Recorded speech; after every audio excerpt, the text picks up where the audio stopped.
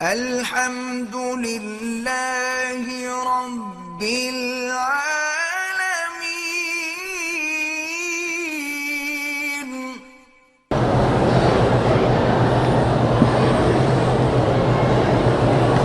کہتے ہیں جی کہ عورت کو بھی یعنی احتلام ہوتا ہے۔ ہاں ہوتا ہے، حدیث مبارک میں ہے۔ بچہ کیسے پیدا ہوتا ہے؟ دونوں سے پیدا ہوتا ہے۔ فَلْيَنْظُرِ الْإِنسَانُ مِمَّا خُلِقَ مِن مَّاءٍ دَافِقٍ يَخْرُجُ مِن بَيْنِ الصُّلْبِ وَالتَّرَائِبِ، تو پانی دونوں کا نکلتا ہے۔ نہیں، پہلے مجھے افسوس ہوتا ہے کہ ایسے مسائل جو آپ پوچھتے ہیں تو اپنی بیوی سے پوچھ لیا کریں، ضروری مولوی مکی صاحب سے پوچھ لیں، یعنی اس کی کوئی وجہ بھی تو ہے۔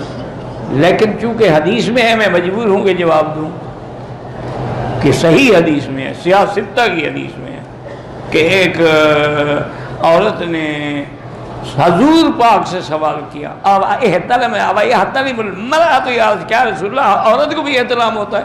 فرمایا ویحک، ہلاکت ہو تمہیں، بچہ کیسے ماں کی شکل ہوتا ہے؟ کبھی باپ کی شکل ہوتا ہے، کبھی ماں کی شکل ہوتا ہے۔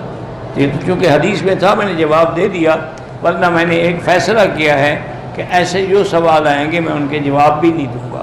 ہاں اگر حدیث میں ہو پھر تو میں مجبور ہوں نا، حدیث کیسے چھپائی جائے۔ اور دوسرا، جو بزرگوں کے بارے میں آپ مجھ سے پوچھتے ہیں نا کہ فلاں بزرگ نے یہ کہا، فلاں نے، ان کے بارے میں بھی میں کوئی جواب نہیں دوں گا۔ اگر کچھ بزرگوں نے کہا ہے تو اللہ ان کی غلطیوں کو معاف فرمائے اور اللہ ان کو اخلاص اور نیک نیتی کا اجر عطا فرمائے۔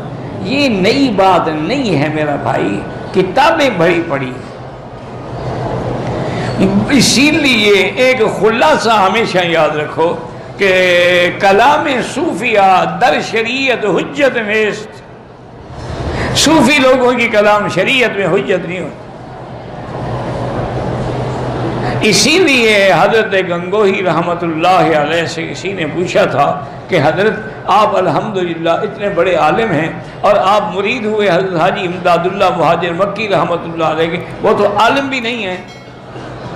تو آپ نے فرمایا ہم ان سے علم پڑھنے کے لیے مرید نہیں ہوئے، ہم تو اپنی اصلاح کے لیے، تزکیے کے لیے، تربیت کے لیے مرید ہوئے ہیں، باقی جو شریعت کا مسئلہ ہے وہ تو الٹا ہم سے پوچھتے ہیں۔